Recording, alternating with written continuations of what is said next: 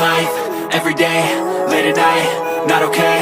All I want, and I pray, all I need are some better days. Fuck me, I'm looking in the mirror, so foggy, but I've never seen clearer. I don't really think anyone can save me, and honestly I'm not really sure I want saving. I like to be my own worst enemy. There's no risk if you don't try at anything, so I'ma just keep buying everything. See you in the next life, have to be a better me. I don't think that my head's on straight, gotta flip it and grip it and go and get an x-ray.